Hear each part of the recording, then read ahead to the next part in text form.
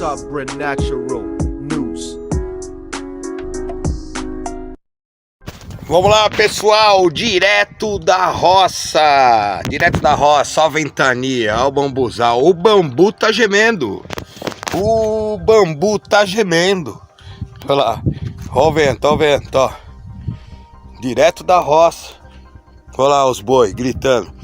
Pessoal, veja bem, o homem que não tem cabelo, o homem conhecido como ovo, né?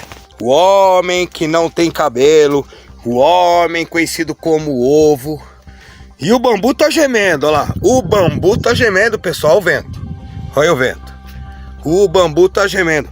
O homem que não pode pentear o cabelo, há um tempo atrás, né, para ganhar moral, para subir de cargo, foi lá nas plantações de maconha e picou tudo, quebrou tudo os pés, cortou tudo os pés. E agora ele liberou.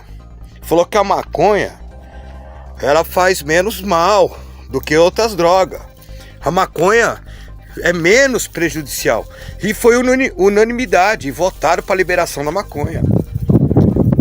O voto de Minerva foi do homem que não pode pentear o cabelo. Nosso ministro, uma parceria importantíssima entre Brasil e Paraguai.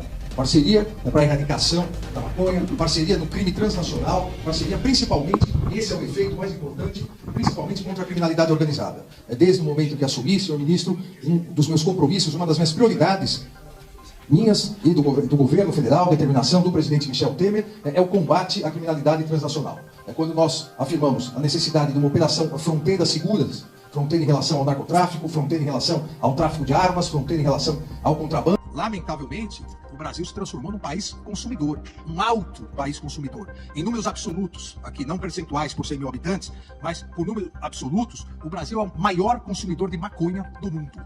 E é o segundo maior consumidor de cocaína do mundo. Só perde no quesito cocaína, consumo de cocaína, para os Estados Unidos da América, que vejam, com bilhões de dólares investidos na guerra, as drogas continuam sendo o país que mais consome cocaína no mundo. Ou seja, o Brasil infelizmente, hoje um mercado consumidor extremamente atraente para todos os cartéis do mundo de entorpecentes.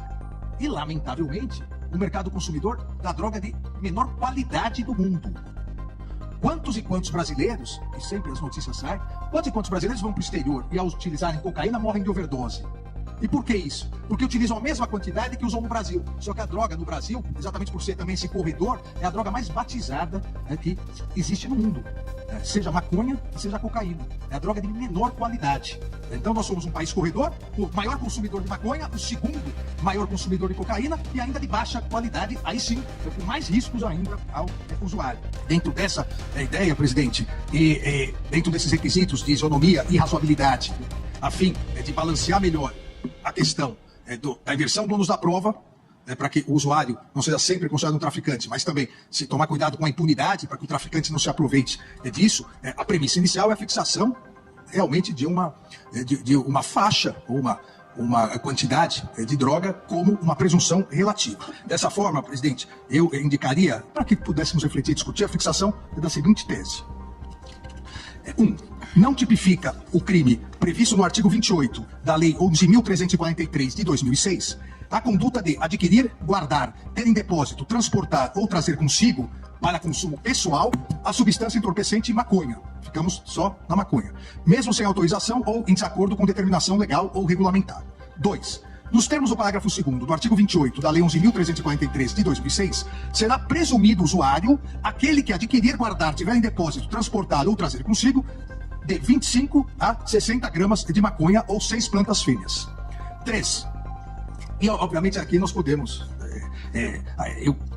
de 25 a 60 é o que o estudo traz. Mais isonomia ou mais razoabilidade. Então, dentro disso, é possível uma análise melhor. 3. A presunção do item anterior, que é exatamente será presumido usuário aquele que tiver essa quantidade, a presunção do item anterior é relativa, não estando a autoridade policial e seus agentes impedidos de realizar a prisão em flagrante por tráfico de drogas, mesmo quando a quantidade de maconha for inferior à prevista no item 2. Desde que de maneira fundamentada, comprove a presença de outros critérios caracterizadores do tráfico de entorpecentes. Então, naquele momento do flagrante, a autoridade competente estava com 6 gramas. Mas estava entrando no presídio para vender dentro do presídio. Ou estava com 10 gramas, foi pego vendendo. Tem que descrever fundamentadamente os outros requisitos, porque claramente aí é o tráfico. Nas hipóteses, 4, nas hipóteses de prisão em flagrante, por quantidades inferiores a fixadas no item 2, para afastar a presunção relativa, e aqui, presidente, algo que não havia no momento do voto dos eminentes ministros, não havia ainda audiência de custódia.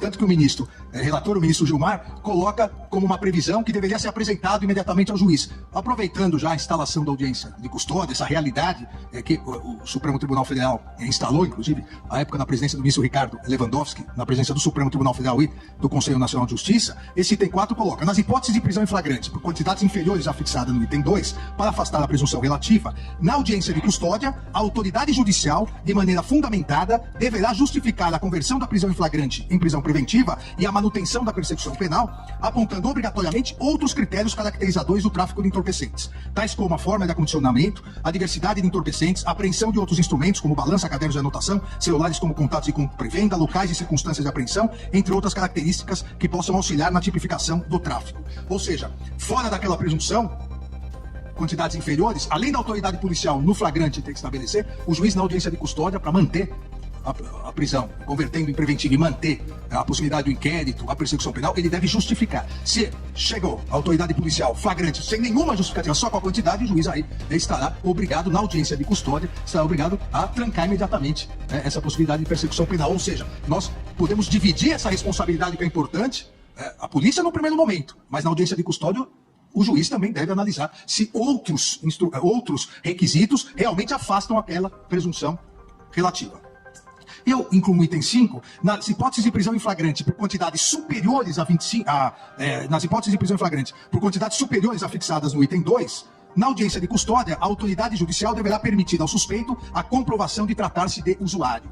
Aqui, presidente, me parece importante, porque sabemos que a audiência de custódia, ela, para todos os crimes, ela existe para verificação da regularidade do flagrante e para verificação se não houve o abuso de autoridade, se não houve agressões. Ela não entra ainda no mérito. Nesse caso, como há uma presunção, da mesma forma que no caso de uma quantidade menor do que a prevista, o juiz deve fundamentar para manter a prisão, numa quantidade maior do que a prevista e, consequentemente, o tráfico deve dar possibilidade, mesmo que seja uma cognição inicial, mas uma possibilidade do suspeito comprovar ou apontar elementos de prova que demonstrem que dele se trata de usuário.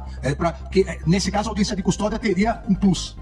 No caso do tráfico, me parece que assim nós conseguimos equilibrar tanto a inversão do ônus da prova quanto impedir o aumento da criminalidade, da impunidade. Então, essa tese que proponho para reflexão e discussão. E não é só isso. E aquele dinossauro? Ui, tô ouvindo barulho de dinossauro aí atrás, ó. Estão ouvindo o barulho de dinossauro, gente? O bambu tá gemendo.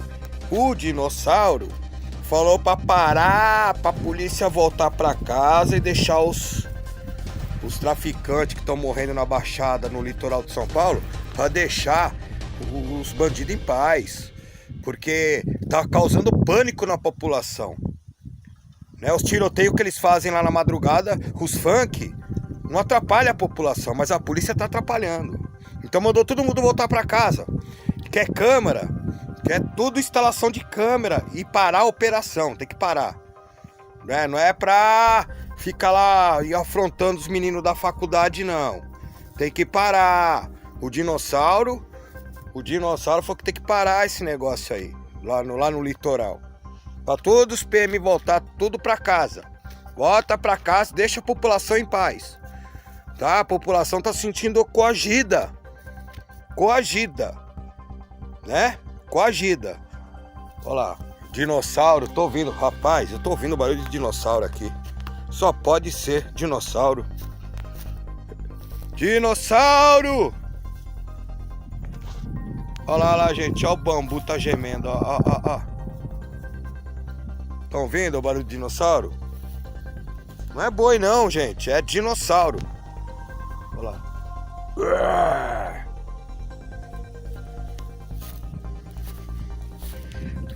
Olha lá o bambu gemendo, pessoal. Olha lá, o bambu tá gemendo, pessoal. O bambu tá gemendo. Então veja bem, pessoal. Olha o raciocínio, né? O movimento negro tá metendo pau na ação da polícia na favela do litoral de São Paulo, do Guarujá. Mas veja bem, eles dizem que a polícia persegue negros, né? Essa é a narrativa deles. Totalmente, sabe, é uma narrativa hipócrita. Mas veja bem, o negro, ele é mais hostilizado no tráfico, ele é mais usado, o negro, nas favelas, e o povo pobre para fazer o tráfico, e isso eles não falam nada. Então eles falam da ação da polícia, né?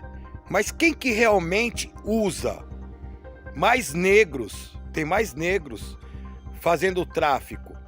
Eles se aproveitam do negro fazendo o tráfico. Então você pare para raciocinar sobre isso, né? Raciocinar sobre isso. Quem que sofre mais, né? Quem que mais usa os negros? E aí os caras vão com essa narrativa, né? É sempre a esquerda com essa narrativa mentirosa. Falou pra vocês. Até mais tarde.